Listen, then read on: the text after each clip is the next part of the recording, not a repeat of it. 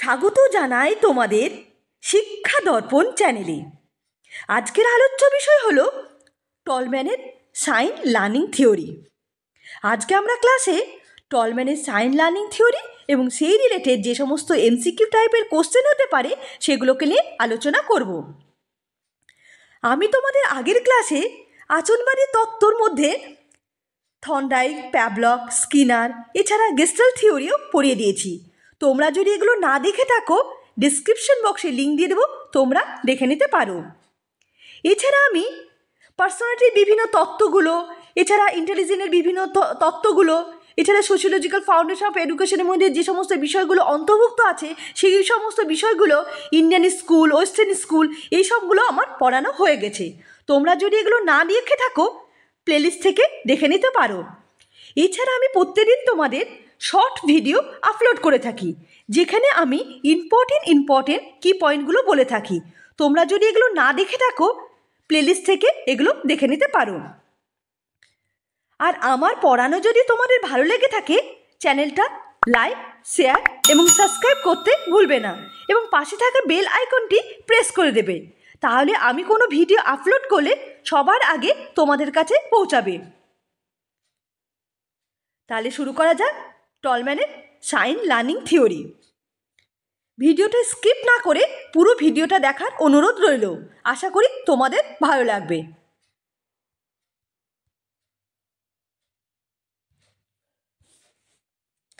টলম্যানের sign learning theory. Tolman ছিলেন একজন American মনস্তত্ত্ববিদ। তিনি 1932 সালে তার প্রকাশিত পুস্তক purposive behaviour of animal and man, তার বইয়ের নাম কী ছিল? 1932 সালে প্রকাশিত বইটি কী ছিল? Purposive behaviour of animal and man শিখনে একটি তত্ত্ব উপস্থাপন করেন। এই তত্ত্বটি টলম্যানের সাইন লার্নিং বা সাইন গেস্টাল্ট লার্নিং নামে খ্যাত। তাহলে আমরা কি জানতে পারলাম? টলম্যান ছিলেন একজন আমেরিকান মনস্তত্ত্ববিদ। তিনি 1932 সালে পারপোসিভ মানে কি উদ্দেশ্য, বইয়ের নামটা কি ছিল? Purposive behaviour of animal and man. এই পুস্তকের এই বইয়ের মধ্যে তিনি সাইন লার্নিং থিওরি বা সাইন লার্নিং তার থিওরি দিয়েছিলেন। টলম্যানের তত্ত্বটি বিহেভিয়ারিজম অ্যান্ড কগনিটিজমের মাঝামাঝি, টলম্যানের তত্ত্বটা বিহেভিয়ারিজম আচরণবাদী অ্যান্ড প্রজ্ঞামূলকবাদী এই দুটির মাঝামাঝি থিওরি বলা যায়। টলম্যানের থিওরি আচরণবাদী আর প্রজ্ঞাবাদীদের মধ্যে মাঝামাঝি থিওরি বলা যেতে পারে। জ্ঞানবাদী বা প্রজ্ঞাবাদী তাত্ত্বিক টলম্যান আচরণবাদের শিখনের যান্ত্রিক তত্ত্বের বিরোধিতা করেছেন। তার মতে শিখন এছাড় সংযোগের মাধ্যমে ব্যাখ্যা করা সঠিক নয়, কারণ শিখন মস্তিষ্কে একটি নির্দিষ্ট কার্যধারা যা বিভিন্ন ধরনের জটিল কার্যাবলীর মধ্যে দিয়ে সংগঠিত হয়। তাহলে টলম্যান কি বলেছেন? টলম্যান বলেছে, আমরা আচরণবাদী যখন পড়ছিলাম তখন কি বলেছিলাম, আচরণবাদীর মধ্যে যেমন থর্নডাইক, প্যাভলভ, স্কিনার এরা যা বলেছেন আমাদের শিখন কী করে হয়, স্টিমুলাস অ্যান্ড রেসপন্স উদ্দীপক ও প্রতিক্রিয়ার মাধ্যমে আমরা শিখন করি। উদ্দীপক পাই, তারপর তার মধ্যে দিয়ে আমরা প্রতিক্রিয়া করি। কোনো জিনিসের উদ্দীপক পাওয়ার পরে সেই জিনিসটা আমরা শিখি। কিন্তু টলম্যান মনে করেছেন না, আমাদের শিখনের জন্য উদ্দীপক প্রতিক্রিয়া প্রয়োজন নয়, আমাদের উদ্দীপক স্টিমুলাসের দ্বারাই আমরা শিখতে পারি। এটাই ছিল টলম্যানের শিখনের মূল বক্তব্য। টলম্যান আচরণবাদীর মতে উদ্দীপক প্রতিক্রিয়ার উপর গুরুত্ব দেয়নি। টলম্যানের মতে উদ্দীপকের দ্বারাই আমরা শিখন করতে পারি, এটাই বলেছিলেন টলম্যান। এরপর দেখে নি কি আছে। টলম্যানের তত্ত্বের নাম। আমরা একটু আগে কি পড়লাম? টলম্যানের তত্ত্বকে বলা হয় সাইন লার্নিং বা সাইন গেস্টাল্ট থিওরি। এই দুটো বাদেও টলম্যানের তত্ত্বের আরও নাম আছে। এই নামগুলো একটু দেখে নিই এবার। দেখো, প্রথমে নামটা আছে sign significance theory, latent learning, SS stimulus উদ্দীপক, আর টলম্যান থিওরি অফ লার্নিং। টলম্যানের থিওরির এইসব নামগুলোও আছে, তোমরা এই নামগুলো মনে রাখবে। কারণ অনেক সময় বলে যে সাইন লার্নিং কার, এটা না বলে লেটেন্ট লার্নিং কার, এটাও বলতে পারে। তাহলে যদি তোমরা এই নামগুলো ভালো করে মনে রাখবে। তাহলে আমরা কি জানলাম? টলম্যান তার তত্ত্বে একটা কথা উল্লেখ করেছে, মনে এই যে এখানে বলা হয়েছে দেখবে, যে তার বুকসের নাম কি ছিল? Purposive behaviour of animal and man. যে এই বুকে যে বলতে চেয়েছে যে আমরা কোনো কাজ উদ্দেশ্যপূর্ণভাবে করি, কারণ কোনো জিনিসের উদ্দেশ্য আছে বলে সেই কাজটি করি। উদ্দেশ্য বাদে আমরা কোনো কাজ করতে চাই না। প্রত্যেকটা কাজে যখন করি তার একটা নির্দিষ্ট গোল থাকে, মানে উদ্দেশ্য থাকে, উদ্দেশ্যপূর্ণভাবে আমরা কোনো কাজ করতে থাকি। যে কাজে কোনো উদ্দেশ্য নেই, মানে কোনো গোল নেই, সেই কাজটা আমরা করব না। টলম্যান এটাই বলতে চেয়েছিল তার থিওরির মধ্যে। এখানে দেখুন লেখা আছে কগনিটিভ ম্যাপ। টলম্যান তার তত্ত্বে আর একটা কথা বলেছে, যেটা বলেছেন কগনিটিভ ম্যাপ। আমরা এবার একটু দেখে নিই কগনিটিভ ম্যাপ কী জিনিস। যখন আমরা কোথাও যাই তখন সেখানে যাই তার একটা ম্যাপ মাথার মধ্যে তৈরি হয়ে যায়, তাকে বলা হয় কগনিটিভ ম্যাপ। কগনিটিভ ম্যাপ মানে হলো আমরা যখন কোথাও যাই, মানে কোথাও গেলাম, তখন কোন দিক দিয়ে যাব, ট্রেনে যাব না বাসে যাব, বা নর্থে যাব না সাউথে যাব না ইস্টে যাব, এই যে একটা মাথার মধ্যে একটা ম্যাপ তৈরি হয়, এটাকেই টলম্যান বলেছে কগনিটিভ ম্যাপ। আমরা কোথাও গেলে একটা মাথার মধ্যে একটা ম্যাপ তৈরি হয়ে যায়। যেমন আমরা কোথাও গেলে এখন কি করি, অনেক সময় গুগল ম্যাপ দেখে নিই না কোন দিকে যাব, সেই রকমই মাথার মধ্যে একটা ম্যাপ তৈরি হয়, একে বলা হয় কগনিটিভ ম্যাপ। এবার একটু দেখে নিই। টলম্যান তার সাইন লার্নিং দিয়েছিলেন, তার একটা পরীক্ষা করেছিলেন। এবার একটু পরীক্ষা দেখে নিই। পরীক্ষায় কী করেছেন Tolman? Group A, group B and group C, এই যে তিনটে গ্রুপের ইঁদুর রেখেছিলেন। গ্রুপ এ কে কী করেছেন? প্রত্যেক দিন এই ভুলভুলিয়ার মধ্যে ঢুকিয়ে দিত, আর প্রত্যেক দিন বাইরে বেরোলে খাবার পেত। গ্রুপ এর মধ্যে আর গ্রুপ বি এর মধ্যে কী করেছিল? প্রথম 10 দিন তাদেরকে কোনো খাবার দিয়েছিল, কিন্তু 11 দিনের দিন তাদেরকে খাবার দিতে শুরু করলো। আর গ্রুপ সি এর মধ্যে কোনো খাবার দিল না। তারপর দেখা গেলো কি, পরীক্ষা করার পর দেখা গেলো গ্রুপ এ প্রত্যেকদিন জানতো ভুলভুলাইয়া থেকে বেরোলে খাবার পাবো, প্রত্যেকদিন তারা রীতিমতো ঢুকতো, রীতিমতো বেরিয়ে যেত।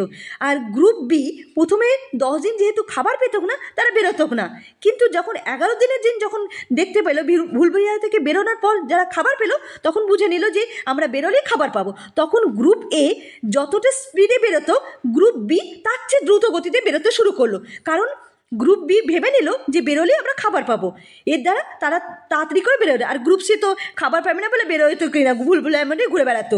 এর দ্বারা আমরা বুঝতে পারি যখন কি করে বেরোতে হবে, এই গ্রুপ এ বি সি তিনজনের মধ্যে মাথার মধ্যে একটি ম্যাপ তৈরি হয়েছিল, বেরোনোর রাস্তাটা তারা রীতিমতো তৈরি করে নিয়েছিল। কিন্তু যেহেতু গ্রুপ বির মধ্যে কোনো খাবার দিচ্ছিল না, সেই জন্য তারা বেরোচ্ছিল না। কিন্তু যখন 11 দিনের দিন তাদের মধ্যে খাবার দিতে শুরু করলো, তখন গ্রুপ এর চেয়েও দ্রুত গতিতে তারা বেরোতে শুরু করলো। এটাই টলম্যান বোঝাতে চেয়েছে আমরা কিভাবে, মানে কোনো উদ্দেশ্যপূর্ণ কাজ করার জন্য আমাদের মাথার মধ্যে একটা ম্যাপ তৈরি হয়ে যায়। এই যে 3টে গ্রুপ, মানে ইঁদুরের গ্রুপ ছিল, তাদের প্রত্যেকের মাথার মধ্যে একটা ম্যাপ তৈরি হয়ে গেছিলো যে কী করে বেরোতে হবে। কিন্তু যেহেতু বিকে আগে খাবার দেওয়া হচ্ছিল না, সেই জন্য বেরোচ্ছিল না। যখনই তারা 11 দিনের দিন যখনই তারা জানতে পারলো বেরোলে আমরা খাবার পাবো, তখন তারা দ্রুত গতিতে বেরোতে শুরু করলো। এটাই টলম্যান বোঝাচ্ছে যে কোনো ব্যক্তি বা প্রাণীর মধ্যে মাথার মধ্যে, মানে কোথাও গেলে বা কোনো কাজ করার জন্য একটা নির্দিষ্ট ম্যাপ তৈরি হয়ে যায়, কোনো কাজ করার একটা নির্দিষ্ট ধারণা তৈরি হয়, একেই বলা হয় কগনিটিভ ম্যাপ। আশা করি বোঝা গেল। এরপর দেখে নি কি আছে। এরপর আমরা দেখব টলম্যান যে সাইন লার্নিং থিওরি দিয়েছে, এখানে কয়েকটি বেসিক প্রিন্সিপাল আছে, এটা খুবই ইম্পর্টেন্ট। অনেক সময় পরীক্ষা পড়ে টলম্যানের বেসিক প্রিন্সিপালগুলো কী কী, তোমরা এই যে বেসিক যে 3টে প্রিন্সিপাল দিয়েছে এই প্রিন্সিপালগুলো মনে রাখবে। প্রথমটা কী আছে? প্লেস লার্নিং এক্সপিরিয়েন্স, বি আছে রিওর এক্সপিরিয়েন্স, আর সি আছে লেটেন্ট লার্নিং এক্সপিরিয়েন্স। তাহলে কী বলেছে? তাহলে টলম্যানের বেসিক প্রিন্সিপাল, মানে টলম্যানের সাইন লার্নিং থিওরির যে 3টে বেসিক প্রিন্সিপাল আছে সেগুলো কী কী? প্লেস লার্নিং এক্সপিরিয়েন্স, রিওর এক্সপিরিয়েন্স, আর লেটেন্ট লার্নিং এক্সপিরিয়েন্স। এবার আমরা প্রত্যেকটা আলাদা আলাদা করে এবার দেখে নিই, এগুলো একটু পড়ে নিই। 1 নম্বর কী আছে? Place learning experience. টলম্যানের মতে শিখন প্রক্রিয়ায় একজন ব্যক্তি নির্দিষ্ট উদ্দীপকের প্রতি নির্দিষ্ট প্রতিক্রিয়ার মাধ্যমে শেখে না, মানে এসআর মানে স্টিমুলাস রেসপন্স। ব্যক্তি যে স্থানে শেখে সেই স্থানটি তার শিখনের মধ্যেই থাকে। শিখনের জন্য নির্দিষ্ট কোনো মুভমেন্ট করে না, যে পথে গেলে লক্ষ্যে পৌঁছানো যাবে সামগ্রিকভাবে সেই পথটি পর্যবেক্ষণ করে। আমরা কি পড়লাম? আমরা জানলাম যে আচরণবাদীরা মনে করে স্টিমুলাস অ্যান্ড রেসপন্সের মাধ্যমে শিখন করে, কিন্তু টলম্যান মনে করেন যে স্টিমুলাস মানে উদ্দীপক বা প্রতিক্রিয়ার মাধ্যমে শেখে না। তা উদ্দীপক মানে একটা টলম্যান বোঝে যে উদ্দীপক হলো একটা সাইন, তার দ্বারাই সেই কাজটা করে। মানে টলম্যান বোঝাতে চেয়েছে একটা নির্দিষ্ট লক্ষ্য আছে, লক্ষ্য পূরণের জন্যই মানুষ সেই কাজটা করতে চায়। মানে উদ্দীপক আর প্রতিক্রিয়ার দ্বারা শেখে না, তারা একটা নির্দিষ্ট সাইন মানে স্টিমুলাসটা হলো একটা সাইনটা জানতে পারলে যদি এই কাজে করলে আমার একটা নির্দিষ্ট লক্ষ্য পূরণ হবে, তখন সেই কাজটা সেই ব্যক্তি বা সেই প্রাণীটি করে। একে বলা হয় প্লেস লার্নিং এক্সপিরিয়েন্স। আশা করি বোঝা গেল প্লেস লার্নিং এক্সপিরিয়েন্স কি। এরপর পয়েন্ট কি আছে? রিওয়ার্ড এক্সপেক্টেন্সি এক্সপিরিয়েন্সটা দেখে নিই একবার। টলম্যানের মতে এই উদ্দেশ্যমূলক আচরণ ওই আচরণের লক্ষ্যকেন্দ্রিক প্রতিক্রিয়া কেন্দ্রিক নয়। কোনো প্রচেষ্টা ফলপ্রসূ ব্যক্তি কিছু লাভ বা পুরস্কারের প্রত্যাশাই করে। তাহলে আমরা কি জানতে পারলাম? টলম্যান বলেছে মানুষ যখন কোনো কাজ করে তখন তার একটা নির্দিষ্ট গোল থাকবে, মানে উদ্দেশ্য থাকবে। যখন আমরা দেখো আমাদের মধ্যেই দেখি, আমাদেরকে যখন কোনো কাজ করলে আমাদেরকে যখন পুরস্কার দেওয়া হয়, তখন আমরা খুশি সেই কাজটা আরও ইন্টারেস্টে আরও গুরুত্ব সহকারে সেই কাজটা করি। সেটাই বোঝা চেয়েছেন যে টলম্যান, যে কোনো কাজ করার জন্য যদি কোনো পুরস্কার বা কোনো কিছু প্রত্যাশা কোনো কিছু পাবো সেই ভাবনাতে আমরা করি, তখন সেই কাজটা আরও ভালোভাবে করে দিই। দেখো এখানে আরেকটু দেখিয়ে দিই আরেকবার। এই যে টলম্যান যে ভুলভুলাইয়ের যে পরীক্ষাটা করেছিল, এখানে কি দেখাচ্ছিল?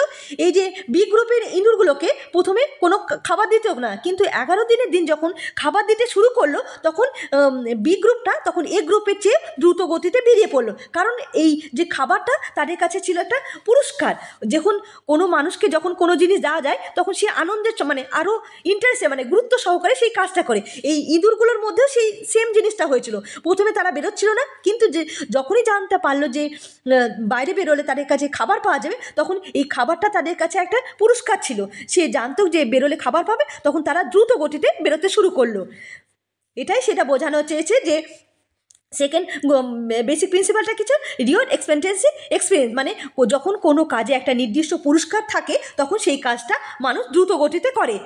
এখানে বলা যে আচরণবাদীরা যে বলেছেন যে রিইনফোর্সমেন্টের কথা বলেছেন, এখানে টলম্যান মনে করে রিইনফোর্সমেন্টের দ্বারা কোনো পারফরমেন্স হয়, কোনো কাজ হয়, কিন্তু সেই দ্বারা লার্নিং হয় না। টলম্যানের মতে কোনো রিইনফোর্সমেন্টের দ্বারা কোনো লার্নিং হয় না। রিইনফোর্সমেন্টের কোনো পারফরমেন্স কোনো কাজটা করি রিইনফোর্সমেন্টের দ্বারা, কিন্তু লার্নিং আমরা কোনো নির্দিষ্ট লক্ষ্যের জন্য করি, উদ্দেশ্যের জন্য করি। এটাই টলম্যান বোঝাতে চেয়েছেন। এরপর 3 নম্বর প্রিন্সিপালটা দেখে নিই।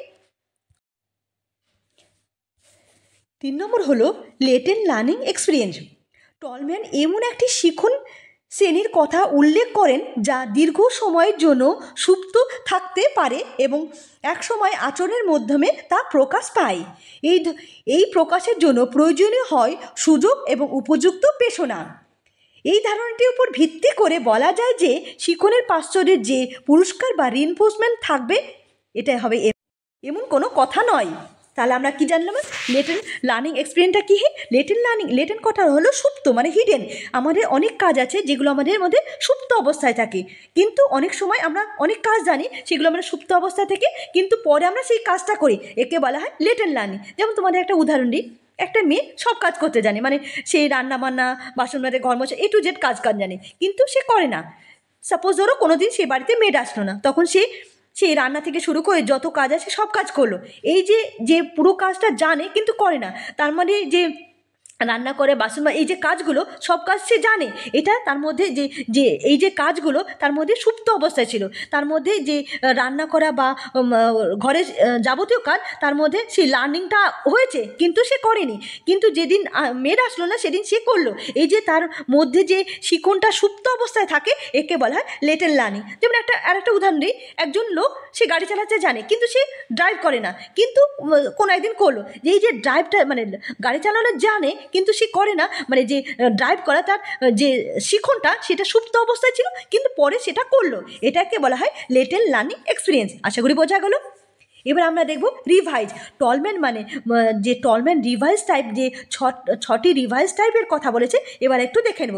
আমরা এতক্ষণ কী পড়লাম? আমরা পড়লাম টলম্যানের যে বেসিক যে প্রিন্সিপালগুলো হচ্ছে প্লেস লার্নিং এক্সপিরিয়েন্স, তারপর reward expectancy experience, latent learning experience, এগুলো আমরা পড়লাম। এবার যে টলম্যান 6টি রিভাইজ টাইপের দিয়েছে, রিভাইজ টাইপ দিয়েছে। এই রিভাইজ টাইপগুলো এবার একটু দেখে নিই। দেখো প্রথমে কি দেওয়া আছে, ক্যাথারসিস। ক্যাথারসিসটা কী জিনিস? এই ধরনের শিখন বিভিন্ন ধরনের বস্তু এবং তার সঙ্গে যুক্ত পেশনার সঙ্গে সম্পর্ক সাধনের চেষ্টা করে। এটা কি ক্যাথারসিস মানে একটার সঙ্গে আরেকটা মানে সম্পর্ক রেখে, মানে পেশনা মানে মোটিভেশন করে, একটার সঙ্গে একটি বস্তু যুক্ত হয়ে সেটি মোটিভেশনে সাহায্য করে, এটা হলো ক্যাথারসিস। তারপরে কি আছে, ইকুইভ্যালেন্স। ইকুইভ্যালেন্স কী জিনিস? এটি বিভিন্ন ধরনের, এটা পেশনা হবে, পেশনার সঙ্গে সম্পর্ক স্থাপনের চেষ্টা করে। ইকুইভ্যালেন্স মানে সমান রাখি, ইকুইভ্যালেন্স মানে সমান রাখার কথা বলেছে। তারপর 3 নম্বরটা দেখে নিই। 3 নম্বর হলো ফিল এক্সপেক্টেন্সি। ফিল এক্সপেক্টেন্সি কী জিনিস? এর দ্বারা বোঝা যাচ্ছে শিক্ষার্থী সর্বদা পরিবেশের থেকে কিছু প্রত্যাশা করে, এর ফলে যে শিখন সক্রিয় ভূমিকা গ্রহণ করে। 4 নম্বর কি আছে, field cognition model. Field cognition মডেলটা কি? ফিল্ড কগনিশন মডেলটা হলো এখানে প্রত্যক্ষজনিত বিভিন্ন উপাদানগুলি নতুনভাবে বিন্যাস করে সামগ্রিকভাবে সমস্যার সমাধান করে।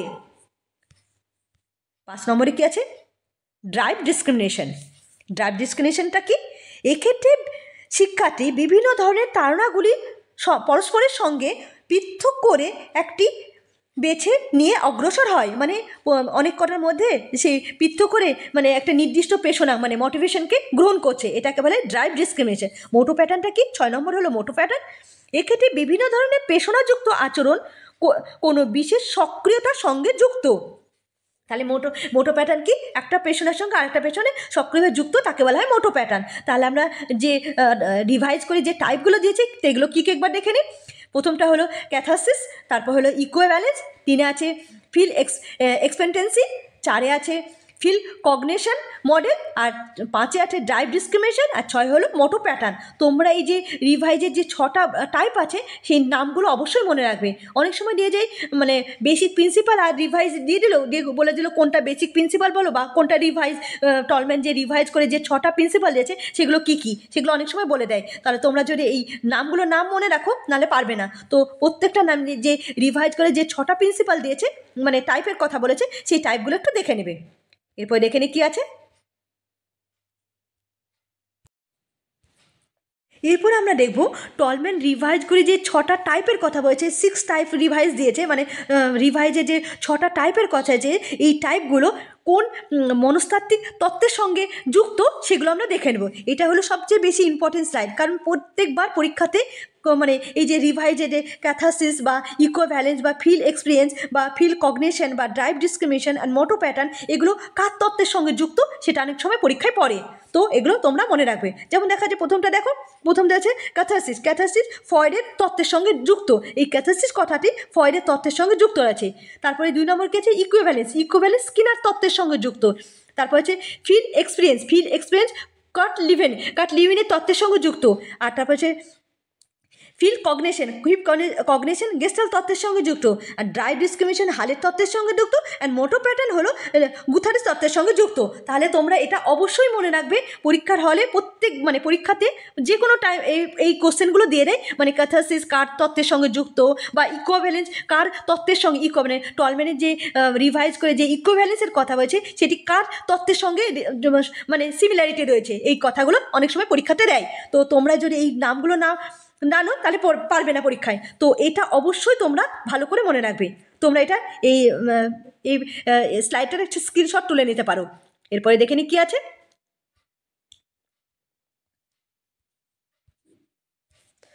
এরপর বলেছেন টলম্যান একটা কথা বলেছে মলার অ্যাপ্রোচের কথা বলেছে। এর মলার অ্যাপ্রোচটা কী জিনিস দেখে নিই। টলম্যান তত্ত্বকে আচরণবাদীদের মতো মলিকুলার দৃষ্টিভঙ্গির পরিবর্তে মোলার দৃষ্টিভঙ্গি গ্রহণ করেছেন। মোলার আচরণের বৈশিষ্ট্য হলো এটি সর্বদা উদ্দেশ্যমুখী, এটি সবসময় সামগ্রিকতা বজায় রাখে। 3 নম্বর কি আছে, প্রতিবর্তন প্রক্রিয়ার মতো এটি যান্ত্রিক ও গতানুগতিক নয়। তাহলে আমরা কি জানতে হবে, মোলার জিনিসটা কি? আচরণবাদীরা মনে করে মলিকুলার মানে ছোট ছোট পার্ট, মানে ছোট ছোট দৃষ্টিভঙ্গি গ্রহণের কথা গ্রহণ রয়েছে, মানে ছোট ছোট দৃষ্টিভঙ্গি। কিন্তু টলম্যান মনে করেন না, আচরণবাদীর মতো এই ছোট ছোট দৃষ্টিভঙ্গি গ্রহণের উপর গুরুত্ব দেয়নি। তিনি বলেছেন একটি সমগ্র মানে দৃষ্টিভঙ্গি গ্রহণ করা, এটাকেই বলা হয় মলার দৃষ্টিভঙ্গি। অনেক সময় পরে মলিকুলার ভার্সেস মলার দৃষ্টিভঙ্গি কে বলেছেন, আচরণবাদীরা মলিকুলার দৃষ্টিভঙ্গির কথা বলেছেন, মানে ছোট ছোট দৃষ্টিভঙ্গি গ্রহণের কথা হয়েছে, কিন্তু টলম্যান মলার মানে ওভারঅল মানে সমগ্র দৃষ্টিভঙ্গি গ্রহণের কথা বলেছেন। এটাই হলো মলার অ্যাপ্রোচ। আশা করি বোঝা গেল। এরপর আমরা দেখে নিই শিক্ষা কেটে, যে এই টলম্যানের যে সাইন লার্নিং থিওরির কথা বললাম, এটি শিক্ষা কেটে তার তাৎপর্যটা কী জিনিস তাটা একটু দেখে নিই। 1 নম্বর হলো শিক্ষার্থী যা শিখবে তার উদ্দেশ্য সুস্পষ্ট ব্যাখ্যা করতে হবে। শিক্ষার্থী কেন শিখবে, জীবনের ক্ষেত্রে তার প্রয়োজনীয় কী সেই সম্পর্কে পরিষ্কার চিত্র শিক্ষক তুলে ধরবে। আমরা যখন কোনো জিনিস শিখি তার একটা নির্দিষ্ট উদ্দেশ্য থাকে, সেই উদ্দেশ্যটা কী, কোন পারপাসে আমি সেই জিনিসটা শিখছি, কোন উদ্দেশ্যে নিয়ে আমরা সেই কাজটা করছি, সেটা শিক্ষক শিক্ষার্থীর মাধ্যমে তুলে ধরবে। এটাই বলেছে মানে টলম্যানের লার্নিং থিওরিতে প্রথম মানে এই জিনিসটা বোঝানো হয়েছে যে শিক্ষার্থী যখন কোনো জিনিস শেখাবে তখন শিক্ষার্থীদেরকে সেটা বলে দেবে যে আমি কোন উদ্দেশ্য নিয়ে সেই কাজটি করছি, সেটা বলে দেওয়ার কথা বলা হয়েছে। 2 নম্বর অপশান দেখে নিই। 2 নম্বর কী আছে? 2 নম্বর হলো টলম্যানের তত্ত্বের সুপ্ত শিখনের কথা উল্লেখ করেছেন, তা শিখনের ব্যর্থতা নয়। সুপ্ত শিখন মানে হিডেন লার্নিং। আমি একটু আগে বললাম হিডেন লার্নিংয়ের কথা, মানুষ প্রত্যেকটা কাজ জানে কিন্তু সেই শিখনটা সুপ্ত অবস্থায় থাকে, যখন দরকার হয় তখন সেই কাজটা করে। এই জন্য বলেছে টলম্যান সুপ্ত শিখনের কথা উল্লেখ করেছে, তার ব্যর্থতা নয়। এটা সুপ্ত শিখন যে সে জানে না তা না, শিখন প্রত্যেকটার মধ্যেই সেই লার্নিংটা থাকে, এটাই বলেছেন। 3 নম্বর কী আছে? শিখন নির্দিষ্ট পর্যায়ে লক্ষ্য অর্জনের জন্য শক্তিদায়ক উদ্দীপক বা রিইনফোর্সমেন্ট অপরিহার্য নয়। আচরণবাদীরা কি বলেছেন? আচরণবাদীরা বলেছে প্রত্যেকটা কাজে রিইনফোর্সমেন্ট দিলে সেই কাজটা আমরা করি, কিন্তু টলম্যান মনে করেন না, রিইনফোর্সমেন্টের দ্বারা কোনো পারফরমেন্স হয় কিন্তু লার্নিং হয় না। লার্নিংয়ের জন্য কোনো রিইনফোর্সমেন্ট প্রয়োজন নয়। রিইনফোর্সমেন্টের দ্বারা কোনো পারফরমেন্স হবে কিন্তু রিইনফোর্সমেন্টের দ্বারা কোনো লার্নিং হবে না, এটাই বোঝাতে চেয়েছে। এবার টলম্যান থেকে যে সমস্ত এমসিকিউ টাইপের কোশ্চেন হতে পারে সেগুলো এবার একটু দেখে নিই। 1 নম্বর কোশ্চেন হলো সাইন লার্নিং থিওরি কে দিয়েছেন? অপশানগুলো কী আছে?